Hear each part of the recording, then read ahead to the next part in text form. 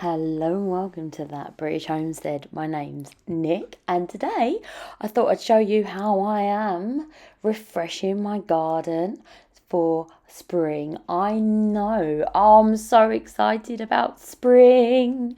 Spring has almost sprung, although the weather keeps springing. Now it is very chilly again and it feels like winter. I'm very excited. We are so close to sowing. I can feel it, but I don't sow until February, so I won't be doing that until the half term there. Sorry guys, but that's what I decided to do. Although I will be doing my cold crops, that doesn't count as my spring sowing. I'm more talking about the wonderful crops, the warm weather crops. They're my faves. Who doesn't like peppers and tomatoes, guys? I love them. I love them. So here what I'm basically doing is I'm just refreshing these beds. Basically, I've got two of these bad boys, and what I'm going to be doing is refreshing them so that they are available and ready to rear and to go when the nice weather hits. So if you're anything like me, you're counting down the days until spring has sprung, which is the 20th of March. That's the day before my birthday, just FYI. And most importantly, that is only a couple of weeks before our last frost. Alright, I don't know about you guys, but my last frost is in the last week of April. Woo! That means that I plant out my tenders in May 1st. Well, I do every year. I have like these, I don't know if you guys have this, right? Where every year you do it. I don't know if you have this, but like every year I go ahead and I do like the same thing, right?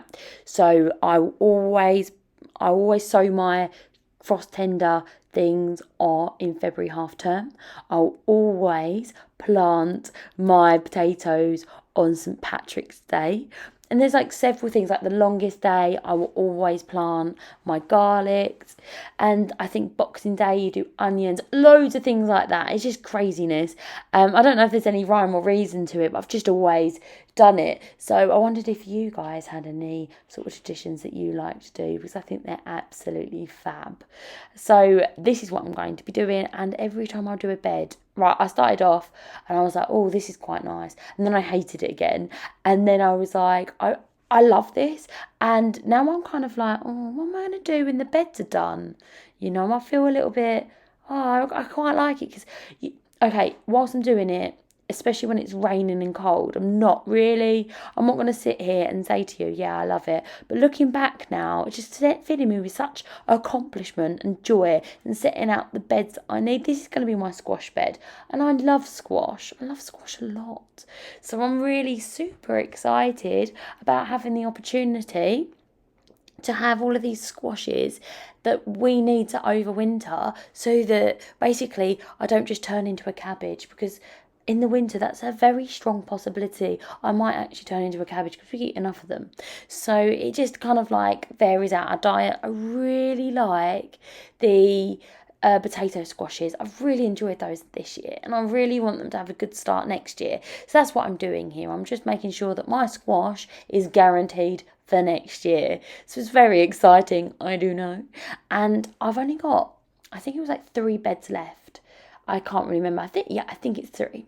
So I've got half a bed over this side to do, and I've got 1 or 2 left over there. I've actually gone ahead and completely done my Jerusalem artichoke bed. I've heavily mulched that. Now you might be thinking, but the Jerusalem artichokes will have a problem coming up.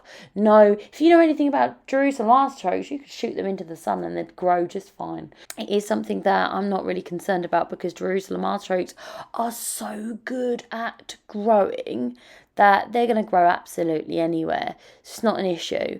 So there's certain things I do want to keep doing, and these beds are priority number 1. But I'm thinking, after that, what am I going to do? Well, I have this idea, guys, and I think it's a good idea, but I'm very excited about it nonetheless.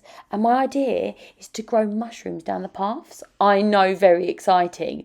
So I know, exciting stuff, be growing mushrooms in my garden paths.